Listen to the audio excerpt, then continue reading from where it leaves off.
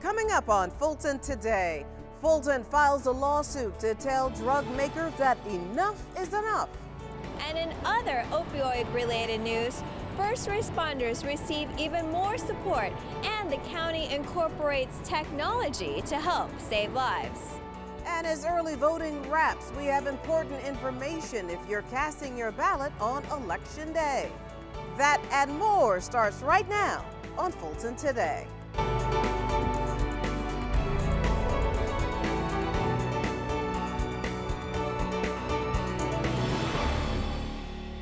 Welcome to Fulton Today, everybody. I'm Shania Chavis Rucker. Fulton County officials take an unprecedented legal step in holding drug companies accountable for the massive opioid crisis here in the county. FGTV's Brian Robinson joins us now with more on this major news. As the opioid crisis worsens, Fulton County commissioners file a lawsuit that will make drug companies more accountable for their actions. We're here today to address a very important issue.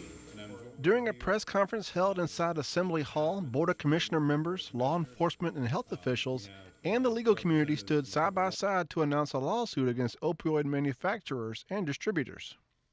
The claim that we have is very simple. These opioid manufacturers and distributors have been flooding our nation with these dangerous drugs for money, for greed. They basically put greed ahead of lives and quality of lives. With morgues and the medical examiner's office taxed and unprecedented levels of addiction straining the ability of behavioral health to provide treatment, citizens are demanding a greater level of responsibility from companies. Fulton is forced to spend taxpayer money on rehabilitation and other services in the community, money that can be used to help rebuild infrastructure or be used for other community projects. In a complaint of damages report that's 258 pages long, just some of the complaints include violation of State Controlled Substance Act, public nuisance, negligence, fraud, unjust enrichment. All of those are in there, and there's some more. Even the district attorney's office is overwhelmed. Despite forming a heroin task force last year, 154 people still died as a result of heroin usage. 45% were initially addicted to opioids. We have to send a signal. We have to get people to understand that this is a serious epidemic. According to the statistics that we have gathered in our office, if we sit around and do nothing at all, 6 years from now, the number, rather than being 154, might reach as many as 1,300. Despite the unprecedented nature of this lawsuit that won't cost Fulton County taxpayers a dime, Vice Chairman Bob Ellis is confident justice will prevail. I think it's pretty straightforward when you look at the facts and the fact pattern that's existed, that I feel pretty confident in where the case is being presented. This case has been filed in state court. There's been no word on when this case will start, but as soon as it begins, FGTV will bring you the latest details. Reporting for FGTV, I'm Brian Robinson. Thank you very much, Brian. We have team coverage on this topic, and FGTV's Priscilla Ortega joins us now to tell us how the county is also taking some preventative steps to try to fight this opioid crisis. Additional funding and technology is giving first responders and people in need of help the tools they need to subdue this growing opioid epidemic. Opiate and heroin addiction is overtaking our neighborhoods. During the Board of Commissioners' October recess meeting, the 5 commissioners unanimously approved a resolution sponsored by Vice Chairman Bob Ellis that provides $49,000 to purchase naloxone. This resolution was urged to us by the district attorney and the heroin and opiate task force that we re-up the funding which we initially provided in the prior year. Distributed to law enforcement agencies and first responders in Fulton County, naloxone reverses the harmful and fatal effects of overdoses from heroin and other opioids. It is administered either by being squirted into the nose or injected into the upper arm or thigh. Passing the resolution represents the most recent step of many the county has taken to address the opioid addiction crisis. In April of 2016, the board approved $49,000 for the initial purchase of naloxone. Fulton County Police and EMS have reported numerous lives have been saved by the timely administration of naloxone. I'm not glad that we are continuing it, but there certainly is a continued need. And so I'm happy to once again fund this. And for the first time in the Southeast, an app called Text-a-Tip will soon be available. Its purpose is to anonymously provide help to those in need. Text-a-Tip is a 24/7 anonymous text crisis line where students and community members can reach out to get mental health or emotional support, both when they're in a crisis and not in a crisis, 24 hours a day, 7 days a week. The feeling is the Text-a-Tip app will help break the stigma that those in need of help won't seek help. I really think it's going to break down that barrier of, there's more people that really have issues with mental health than they really think. So I think that's kind of the biggest benefit, is just that it's a huge platform to really normalize that it's okay if you're struggling with something, but here's how you can get that help. 33,000 people nationwide died of opioid-related overdoses last year. Fulton County hopes these recent measures will reduce that number. The Text-a-Tip app will be available this year to a limited number of Fulton County schools. The plan is to make it available to all of Fulton and surrounding county schools a short time after. Reporting for FGTV, I'm Priscilla Ortega. Thank you very much, Priscilla. Meanwhile, another big story this week, the pre-election day preps for the November general and special election. Many voters have taken advantage of the convenience of early voting, such as shorter lines and polling location flexibility. There's also plenty of those waiting until November 7th, the election day, to cast their ballot. Now, if that's your plan, keep in mind you will only be allowed to vote at your designated polling location. There is one advantage to waiting until November 7th to vote, though. On Election Day, November 7th, we are going to have the polls open from 7 a.m. to 8 p.m., which is different from other elections because of the way the city of law is written for the city of Atlanta. So all polling places across Fulton County will be open until 8 p.m. on Election Day. No matter how you vote, you will always need one of 6 forms of identification when you head to the polls. You can log on to FultonElections.com for the latest election news. Well, sometimes it takes a situation like the hurricane in Puerto Rico to really appreciate your clean water. Well, this week, Fulton County is doing just that. Residents and seniors from the Fairburn Senior Center recently toured the Camp Creek Water Reclamation Facility to celebrate this year's Clean Water Week. The tour explained the entire process of cleaning the wastewater collected from homes and businesses. There weren't any questions that surprised me. I did have quite a few questions and they were very interested. But one of the bigger questions was, where did all the solids go that left here? And I think a few of them were surprised that the amount of solids that leave the facility and actually go to the landfill. Clean Water Week is celebrated in October every year. Fulton County's Department of Public Works uses the week-long celebration to highlight its award-winning facilities, dedicated personnel, commitment to providing safe and reliable collection, and the treatment of wastewater. What I did not know is this: you could actually look at the stuff, But now we already knew that it comes from what you flush down the commode, what you do down your dishwasher, and all that kind of stuff. Yeah. And I learned it before I got here, that this stuff goes out into the Chattahoochee, right? And the lady that came out, she brought rocks for us to paint, because Chattahoochee means painted rock. So I found all this stuff out. That's wonderful. The Camp Creek Water Reclamation Facility treats wastewater from all of the residential, commercial, and industrial users in the South Fulton County area, Union City, Palmetto, Fairburn, East Point, and portions of the city of Atlanta. And another annual county celebration applauds the work of the entire county workforce. Celebrated in Mardi Gras style, the 2017 Employee Week featured a different event every day to show county staff how much they are appreciated for the work they do on behalf of the most populous county in the state. This is a day that we choose to recognize our hard-working employees that put in 24/7 worth of effort to serving the citizens of Fulton County, and this is just a small token of appreciation for what they do for us 365 days a year. But I appreciate Fulton County for doing this for us. Wonderful. We definitely about to head in so we can take part in some of the games and free, fun stuff they are giving away. I'm excited. The Appreciation Week is hosted by the Fulton County Employees Association. Fulton County has over 4,000 employees in its workforce.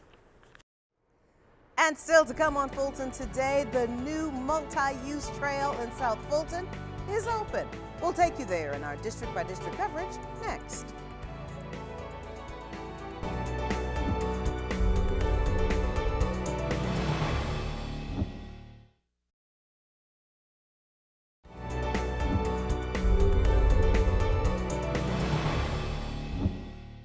Fulton commissioners applaud those who care about our environment, and the new multi-use trail is open in South Fulton for residents. Here's this week's district-by-district coverage. We began with the special award ceremony for Fulton County residents and organizations that care about environmental justice. Fulton commissioners honored the Unity Garden Program, the Livable Buckhead for Path 400, Birmingham Falls Elementary School, the Sandy Springs Environmental Project, the Blue Heron Nature Preserve, St. Anne's Episcopal Church, Miss Pamela Harvey, and Miss Juanita Wallace during the 2017 Environmental Justice Awards at the Fulton County Government Center. We're highlighting the people that are out there day to day, working within the context of our communities, helping make those places, all those places in Fulton County, to be a better place for all of us to live, work, and play. Each of the honorees was recognized because of their efforts to advocate and exemplify environmentally sound practices in Fulton County. They were also given official proclamations. District 1 Commissioner Liz Hausman accepts a major award on behalf of Fulton County. The North Fulton Commissioner received the County of Distinction Award given by the ACCG and Georgia Trend for the county's work with other cities on the passage of T-Splost. We coordinated with all our cities. We had reached an agreement, which was difficult sometimes. We have different needs throughout the county, but we were able to come together with the leadership of the county and achieve a common goal. The fruits of T-Splost are already being realized in both North Fulton and South Fulton with road projects in full swing. The county was also recognized for following the GDOT Complete Streets model for bike paths and alternative modes of transportation projects. Okay. All right. In District 5, the new Wolf Creek multi-use trail is officially open. District 5 Commissioner Marvin Arrington Jr., along with City of South Fulton officials, residents, and county staff, they all cut the ribbon for the nearly 1-mile concrete trail. We're just excited. I think everyone in South Fulton will be putting this trail to good use. It's here right next to the Wolf Creek Library. It connects to the Wolf Creek Amphitheater. So we think that the community will really enjoy it. Officials broke ground on the trail earlier this year after getting the request for the outdoor space from residents. It's a project that we couldn't do with the input of our community, a project that the community and prior commissioners have asked for it. So we were able to partner with Georgia DOT, the Atlanta Regional Commission, to ensure that we get funding in place, and with the support of the Board of Commissioners, this was done. This trail is specifically for pedestrians and cyclists, and no motorized vehicles are allowed. Riding out on the streets, the roads are a little bit more dangerous, so if you have a secluded area where you can actually do some pedaling and get some good exercise and see nature, it's so exciting. We have connectability. We want to have a city that's walkable, and I think that this walking trail, this multi-use walking trail, will be a great asset, and we would love to see it expand in District 2. The quiet, non-motorized trail will be open from dawn to dusk. Pets are allowed, but owners must properly dispose of their waste. It was Wear Pink Day at the Harriet G. Darnell Senior Multipurpose Facility, where members and their family and friends celebrated with the theme, Surviving and Thriving. You can survive. There is life after cancer. There is life after treatment. There is life after mastectomy. And not only is there life after, there's good life after. So it also helps because it kind of creates a, I won't just say a sisterhood because there are male breast cancer survivors as well, but it creates a family and you get to be more family members. I tell them about how to take care of yourself, how to eat, how to not smoke and not drink, do all the possible things you can to prevent yourself from getting breast cancer. This is one of the many events held at county facilities during the Breast Cancer Awareness Month. County staff decorated county buildings to show support, and other county seniors participated in the breast cancer walks and luncheons in honor of survivors.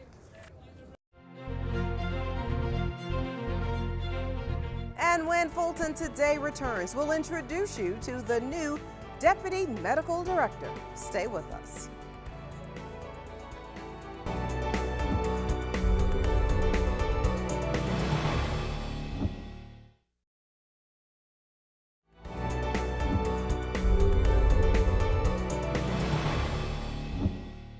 One of Grady's former chief physicians finds a new home with the Fulton County Board of Health. Dr. Hogai Nazari is now on the job and ready to go. Doctor, welcome to Fulton County and welcome to Fulton Today. Hi, Shania. Thanks for having me. Well, Doctor, as I said, you are already on the job, so talk to everybody about your vision as it relates to your role for the department. My vision is to see the areas that are clinical in nature, so areas like communicable diseases, that includes our HIV services, our TB services, immunizations, as well as other areas like family planning. I would like for them to be centers of excellence so that we're really focusing on access to care and providing reliably safe, high quality care every time a Fulton County resident walks through our doors. And I mentioned you were formerly with the Grady Health System. What about your experiences there will help you with this job here in Fulton County? One of the things we focused on was access to care.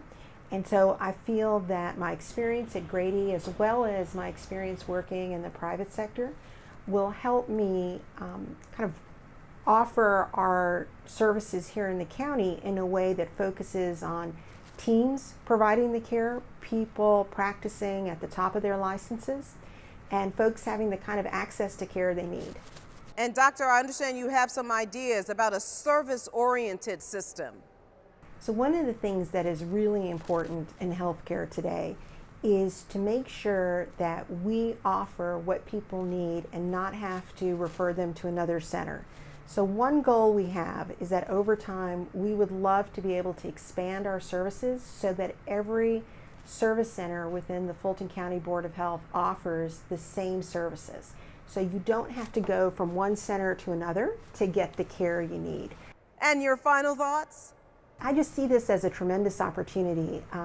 I've spent most of my life here in the Atlanta area, and I feel so fortunate to be in this role working with just an amazing group of people here at the Board of Health to really deliver on what our citizens and our residents need. So I'm very excited about this opportunity. I've learned so much in my first few weeks, and I'm really excited to be part of the team.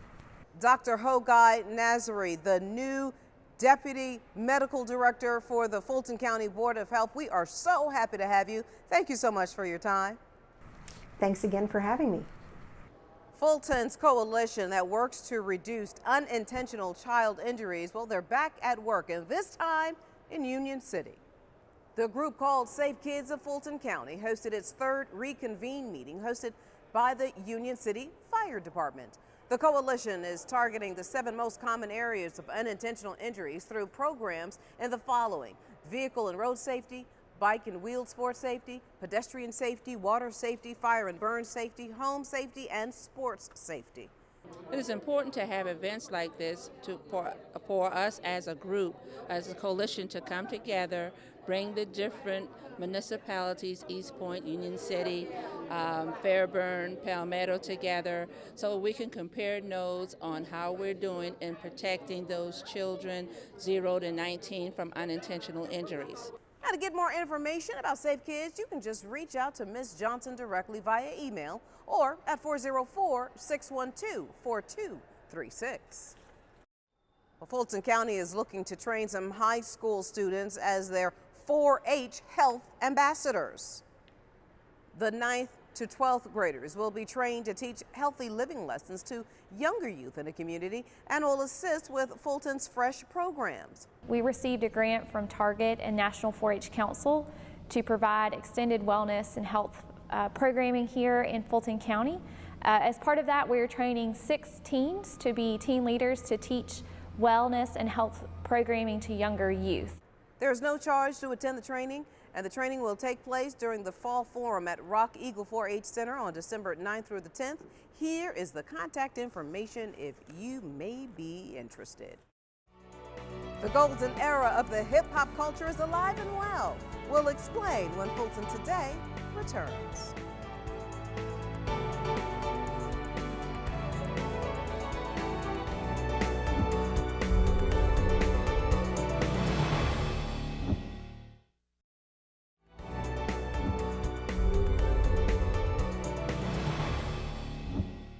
Well, music's past is on display for all music lovers to enjoy.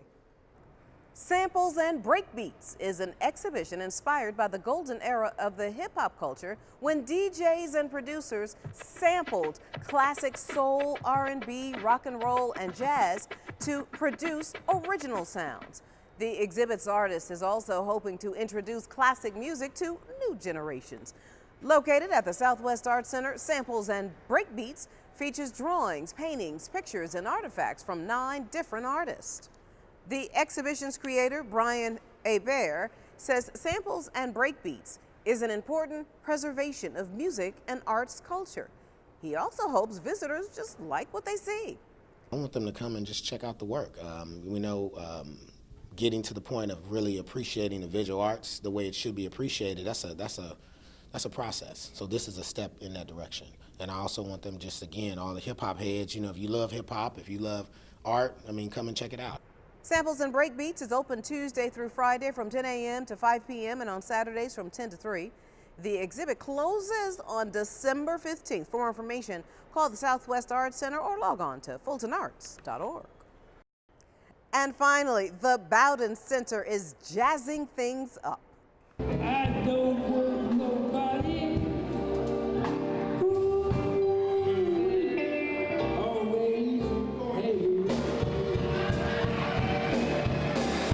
Guests of the HJC Bowden Senior Multipurpose Facility were treated to an evening of jazz, courtesy of the African American Philharmonic Orchestra. Playing at the Bowden Center is one of the greatest things that could happen. You have a great audience, those people who appreciate what the music is all about. Whether sitting down or getting up to cut a rug, the jazz concert was an important event because it gave the seniors a safe outlet to enjoy a fun evening. Just because they may be 55 or older, that doesn't mean they've stopped living. And they still enjoy the same things they enjoyed when they were 16. Now, along with the concerts, the HJC Bowden Senior Multipurpose Facility offers a range of programs such as holistic living programs, health and fitness, life enrichment, and various forms of art. And before we go, our reminder that FGTV would like to connect with you online. You can watch a replay of this program or other FGTV programs anytime on our YouTube channel. And be sure to follow FGTV on Facebook, Twitter, Instagram for all your up-to-date Fulton County news.